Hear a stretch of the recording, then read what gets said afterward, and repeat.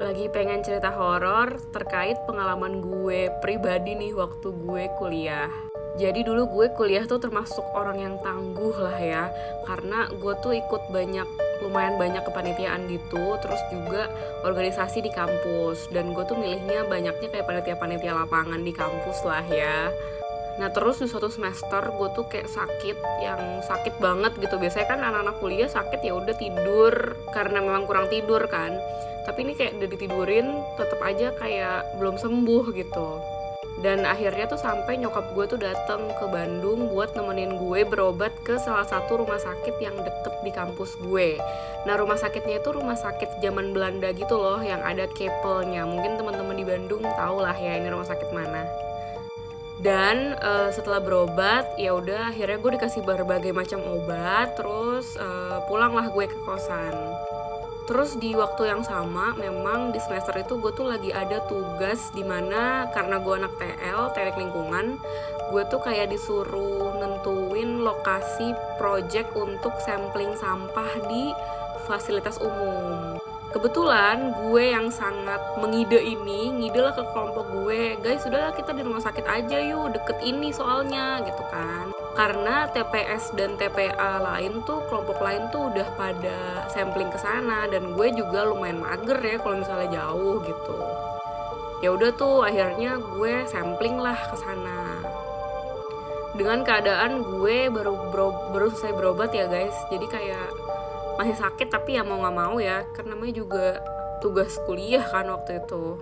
Nah waktu gue ke sana ya gue lumayan nanya-nanya lah sama si pengelola rumah sakitnya kan terkait sampah mereka pengelolaannya gimana. Dan jujur itu bagus sih rumah sakitnya, pengelolaan sampah merekanya dipisahin gitu loh antara domestik dan limbah B3.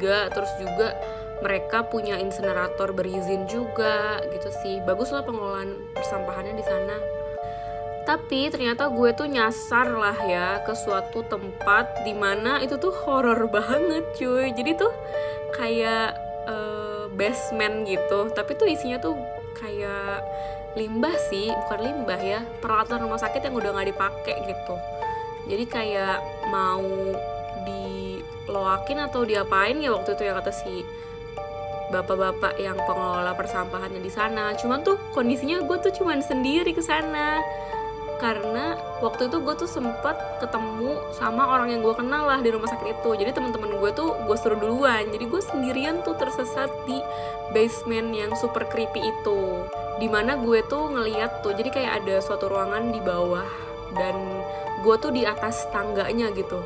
Terus gue ngeliat redup gitu ruangannya, dan isinya tuh kayak ada kursi roda, terus bed untuk orang tidur gitu-gitu, tapi memang udah yang nggak layak pakai lah ya. Dan begonya gue tuh nge-freeze dulu gitu, kayak anjir nih gue kemana ya, kayak gue salah tempat deh gitu kan. Tapi gue kayak lumayan lama lah gue tuh kayak bengong di sana gitu. Ya udah akhirnya gue balik lagi putar arah lah ya, dan ketemulah sama teman-teman gue. Dan kita melanjutkan sampling sampah, kayak masukin sampah ke box sampah, terus habis itu ngitung timbulannya dengan ketinggian yang ada di box seberapa ya, kayak gitulah, ngitung sampel sampah pada umumnya. Dan ya udah akhirnya gue balik lah ke kampus kan, karena itu masih ada satu kelas lagi, atau gue janjian sama temen gue ya lupa. Pokoknya gue tuh pas balik ke kampus tuh kayak udah sore, udah jam-jam 5-an gitu. Nah karena gue gak ngerti sih, biasanya kampus tuh kayak bener-bener yang rame banget gitu kalau udah malam. Orang-orang di sana tuh semuanya ambis banget guys. Jadi kayak mereka tuh semua belajar bersama gitu, atau nugas bersama.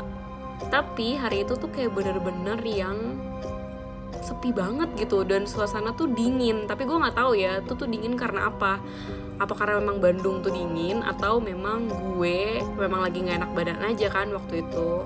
Dan tiba-tiba maghrib, karena maghrib di Bandung kan agak cepet ya. Terus gue memutuskan untuk sholat maghrib dulu tuh sama teman-teman gue, bertiga doang sih kita waktu itu kayaknya, di salah satu labtek yang deket ke fakultas atau jurusan gue. Jadi itu ada di labtek 8 deh kalau gue gak salah. Nah di musola itu tuh ada, musolanya tuh kayak apa ya, di deket sana tuh ada tangga menuju basement untuk nyimpen alat-alat elektroniknya anak-anak elektro lah gitu. Nah gue ini, si dodol ini sering banget yang namanya bengung ya kalau misalnya lagi sakit tuh banyak pikiran ya. Terus gue tuh udah sholat duluan, dimana posisinya gue tuh lagi pasang sepatu gitu. Terus setelah gue pasang sepatu, tiba-tiba kayak ada angin kenceng banget dan nusuk gitu loh ke badan gue, dingin gitu loh anginnya. Terus gue samar-samar ngeliat ke arah kanan. Nah ke arah kanan itu which is adalah tangga yang menuju ke basement anak-anak elektro, dan kawan-kawannya menyimpan barang-barang elektronik yang mereka pakai untuk praktikum kayaknya ya, atau lomba gitu, nggak tahu. Di sana itu ngelihatnya tuh gue kayak samar-samar tapi kok kayak hologram gitu ya. Itu ada suster yang ngedeprok, kalian tau gak sih ngedeprok, kayak duduk gitu, dan pakaiannya pakaian suster yang kayak putih ada garis birunya, terus kayak ada topi suster yang kecil itu loh. Gue nggak tahu sih, kayaknya sekarang udah nggak pada pakai itu ya, suster ya. Terus mukanya hancur sebelah. Demi Allah gue kayak nge-freeze banget, parah nge-freeze gitu, kayak gitu. Terus kayak makin dingin, dan si suster itu tuh kayak ibaratnya kayak agak ngesot ke arah gue dari tangga. Gimana caranya coba dia ngesot dari tangga? Kan bingung juga ya gue ngejelasinnya. Terus akhirnya untungnya teman gue kayak nyadarin gue, "Woi mak, kenapa lu bengong?" gitu kan. Gak apa-apa gitu kan. Nah karena gue tuh anak yang lumayan sensitif juga, akhirnya di perjalanan gue itu nelfon nyokap gue. Kebetulan kosan gue tuh lumayan deket dari kampus dan bisa ditempuh pakai jalan kaki. Cuman di daerah sana kan pohonnya rindang-rindang ya guys.